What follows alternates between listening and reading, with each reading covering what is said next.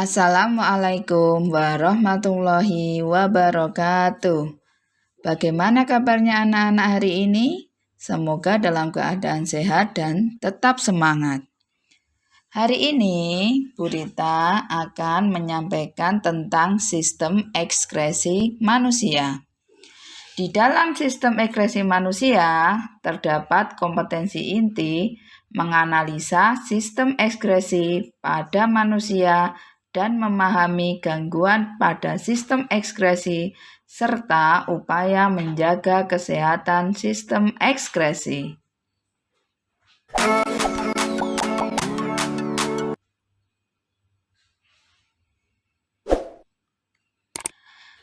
Nah, pada saat kalian lari, tubuhmu akan mengeluarkan keringat. Pernahkah kalian berpikir mengapa tubuh mengeluarkan keringat?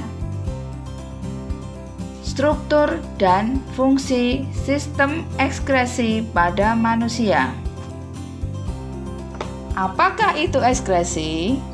Ekskresi adalah proses pengeluaran metabolisme yang sudah tidak berguna lagi bagi tubuh. Proses pengeluaran zat dibagi menjadi 3. Yang pertama, defekasi. Yang kedua, ekskresi. Yang ketiga, sekresi.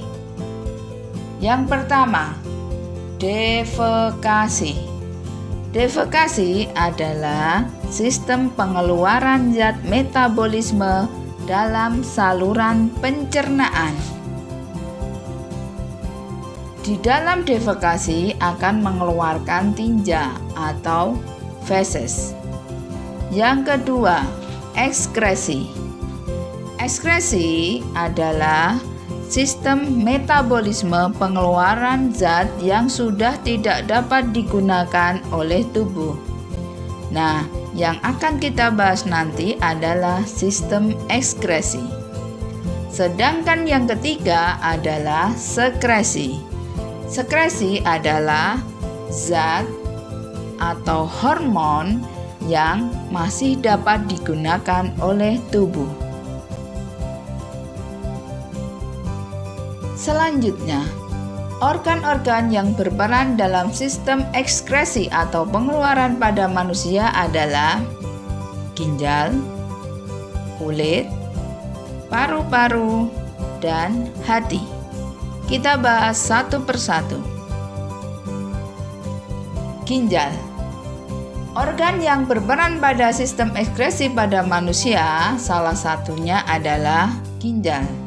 Ginjal merupakan organ ekskresi paling utama karena ginjal itu adalah untuk menyaring zat atau metabolisme dalam darah.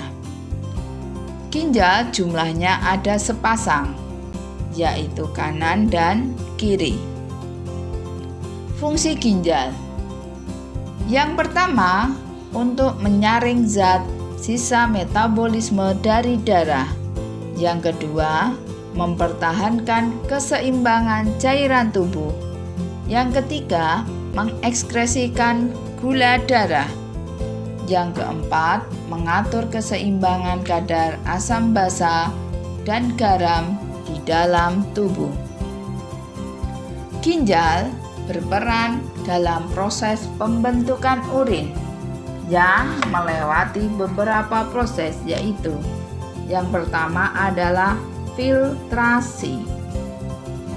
Filtrasi nama lainnya adalah penyaringan.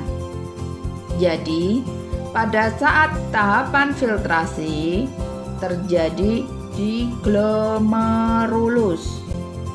Nah, menyaring darah dan kemudian zat yang sudah tidak berguna lagi dikeluarkan dalam bentuk urin primer.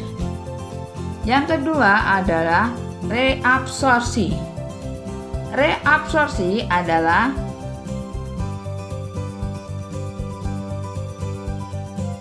penyerapan kembali zat yang dibutuhkan oleh tubuh. Cairan yang dihasilkan oleh reabsorpsi disebut urin sekunder. Reabsorpsi bertempat di tubulus contortus proximal. Selanjutnya adalah proses yang ketiga, yaitu augmentasi. Augmentasi adalah pengeluaran zat yang sudah tidak diperlukan oleh tubuh, bertempat di tubulus contortus distal. Zat yang dikeluarkan pada proses augmentasi adalah urin sesungguhnya. Setelah itu, urin masuk ke dalam uretra dan dikeluarkan melalui ureter. Selanjutnya, organ yang berperan dalam sistem ekskresi manusia yang kedua adalah kulit. Kulit adalah organ terluar dari tubuh yang melapisi seluruh permukaan tubuh manusia. Fungsi kulit yang pertama, pelindung tubuh dari hal yang membahayakan. Yang kedua, sebagai indera peraba. Yang ketiga, organ yang berperan dalam ekskresi. Yang keempat, mengatur suhu tubuh. Yang kelima, menyimpan lemak. Yang keenam, sebagai tempat pembuatan vitamin D. Lapisan kulit terdiri atas 3 lapisan, yaitu epidermis. Epidermis merupakan lapisan kulit yang terluar. Di sana ada lapisan tanduk, lapisan malpighi, lapisan spinosom, dan lapisan germinativum. Yang kedua adalah lapisan dermis. Lapisan dermis merupakan lapisan kulit yang terletak di bawah epidermis.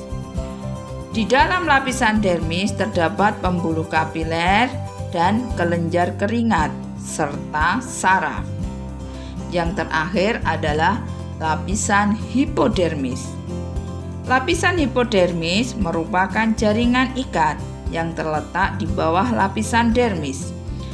Di dalam lapisan hipodermis terdapat penyimpanan lemak dalam tubuh, sehingga dapat melindungi tubuh dari benturan yang keras.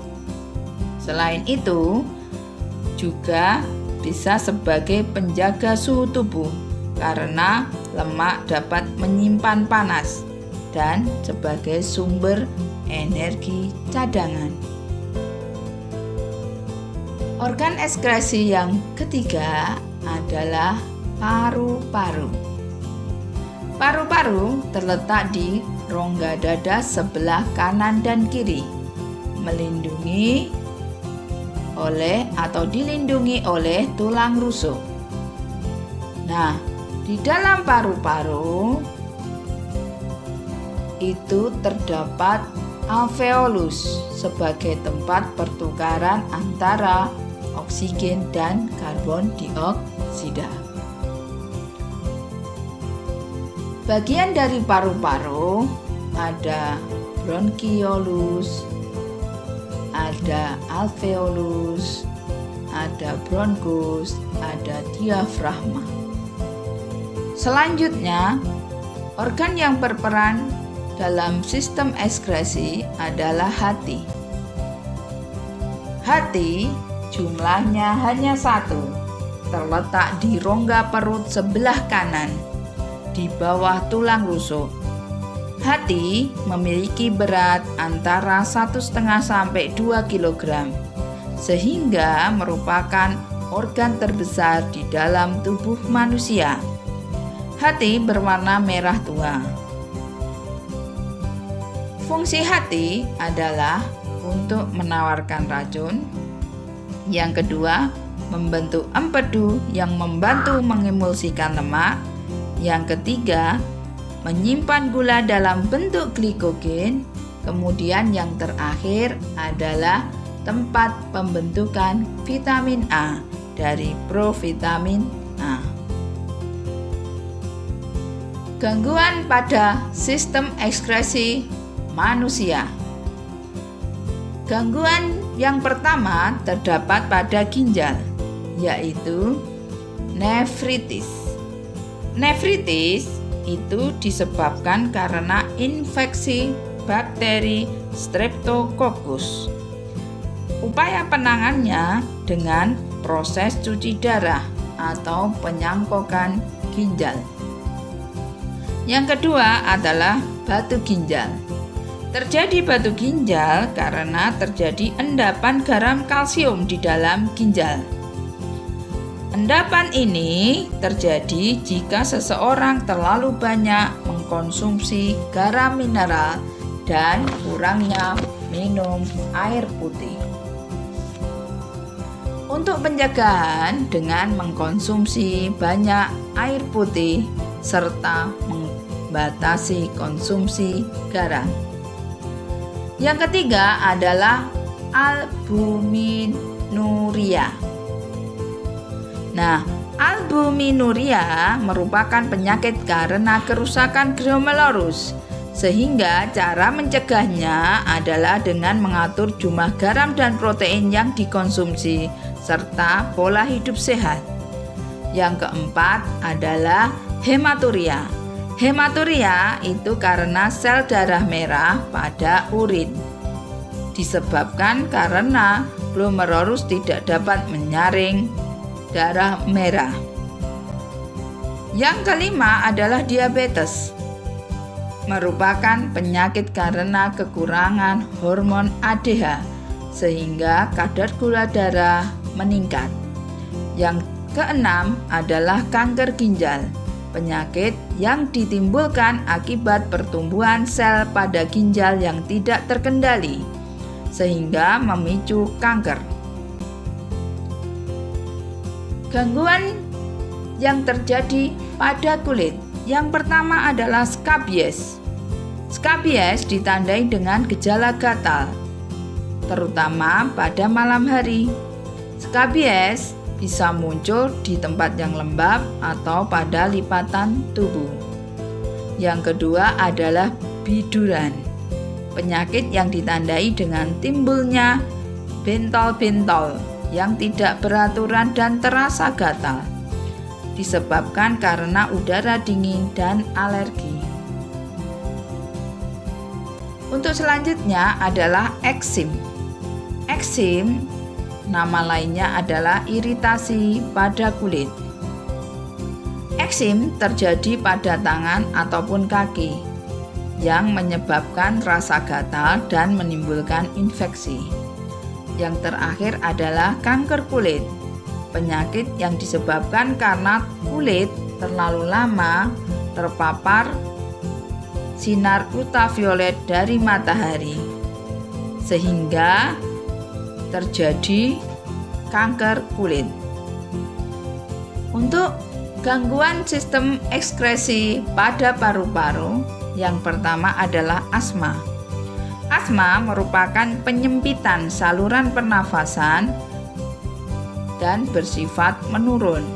Yang kedua adalah TBC, disebabkan oleh bakteri Mycobacterium tuberculosis yang menyerang paru-paru sehingga alveolus tidak dapat bekerja secara maksimal. Yang terakhir adalah pneumonia, penyakit yang disebabkan karena bakteri, virus, atau jamur yang menginfeksi paru-paru. Gangguan sistem ekskresi yang keempat terjadi pada hati. Di dalam hati yang menyerang umumnya adalah penyakit hepatitis. Penyakit hepatitis bisa menular melalui makanan, minuman, jarum suntik maupun transfusi darah. Nah, demikian tadi yang dapat berita sampaikan pada materi sistem ekskresi. Kita bertemu ke pertemuan mendatang. Jangan lupa like and subscribe. Wassalamualaikum warahmatullahi wabarakatuh.